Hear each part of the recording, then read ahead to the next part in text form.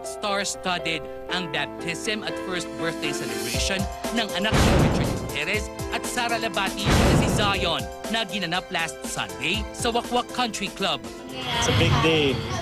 Anong pakiramdam? Siyempre, overwhelmed kami ni Sara. We're very, very happy. It's really a big day. It's Father's Day, it's his birthday, and also christening. So, sobrang saya namin today. First time niya ma-meet ang lahat ng friends namin, close friends, ninongs and ninangs. Nabulabog siya. Nabulabog siya, pero lahat tuwang-tuwa sa kanya. Tuwang-tuwa rin si Zion. Ako, si Tita Annabel, lahat ang nag-organize niyan. Alam niyo naman, ilan na ba anak ni Tita? 6.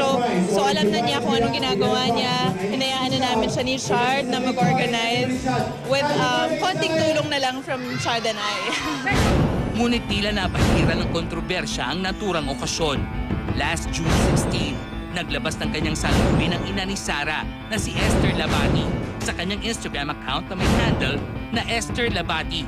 Ayon sa ina ni Sara, hindi raw naging maganda ang trato sa kanya sa party. Esther posted a picture of a toy lion with a caption that reads, "The truth? Masakit ang ma-ignore sa party. Hindi naman pwede pera-pera na lang ang laging nangingibabaw para lang makilala ka sa lipunan. Pag wala kang pera, hindi ka kilala. At the end of the day, sinabihan pa ako ng, Esther, magbalot ka na ng tirang pagkain dyan. Pinarinig pa sa mga bisita. Grabe, naawa ko sa sarili ko. The whole party, hindi ako pinansin. Tapos para ako patay gutom na aalukin ng tirang pagkain." Isang tila makahulog ang komento ang ipinost ng ama ni Sara na si Abdel Labati. Ayon kay Abdel, Zion Labati ang opisyal na pangalan ng kanyang apo at hindi Gutierrez. Ilang oras lang ay binura na ang kontrobersyal na Instagram post. After a few hours, isang mensahe naman ang ipinost ni Sara sa kanyang Instagram account. Kalakip nito ang litrato nila ni Zion at Richard kasama ang kanyang mga magulang na sina Abdel at Esther. Sarah's message reads, and we quote, "We have gone through a lot in the past year and a half. Both the Labatis and the Gutierrez had to go through lots of obstacles and sacrifices to be able to help Chard and I deal with our problems. Now that all the dust has settled, everyone is happy that we have a new family member, baby Zion.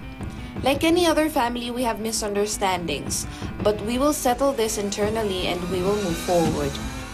I hope that we can all live in harmony, accept, support, and understand one another for the sake of baby Zion." Unquote. Noong Miyerkules, June 18, gamit ang kanyang Twitter account na @Annabel Rama 2, nag-react ang Gutierrez matriarch sa nasabing issue ng pagmamaltrato. Annabel's tweets read, and we quote, "Ayaw kong pumatol sa mga taong kinakawawa ang sarili nila.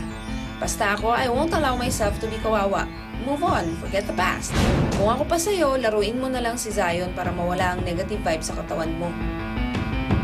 Unquote. Sa press ko ng pelikulang Overtime ng GMA Films, hiningan si Richard ng reaksyon hinggil sa issue. I really don't know how to answer that kasi kakatapos lang ng napakasaya naming celebration. Kung ano man ng mga nangyaring misunderstandings or miscommunications, aayusin namin yon within the family and we will move forward from that and we will stay positive. Sinagot din ni Richard ang tungkol sa paggamit ni Zion ng apelyidong Labati. He was born in Switzerland and ang law sa Switzerland is that pag hindi kasalang parents, the baby will get the mother's last name. Pero si Zion kasi is also a Filipino citizen. I'm a US citizen also and he will become a US citizen also. So hindi pa namin naaaral yung mga legalities. Ayon pa kay Richard, malapit siya sa mga magulang ni Sara. I'm very close to Sarah's parents. We spent a lot of time together in Switzerland, even here in the Philippines. From day one, I've looked up to them. I consider them as family. And vice versa. They accepted me also. I spend a lot of time in their house in Switzerland. And we're very thankful. Sarah and I are very thankful to them. On behalf of Sarah, Sarah loves her parents and she's very thankful to them.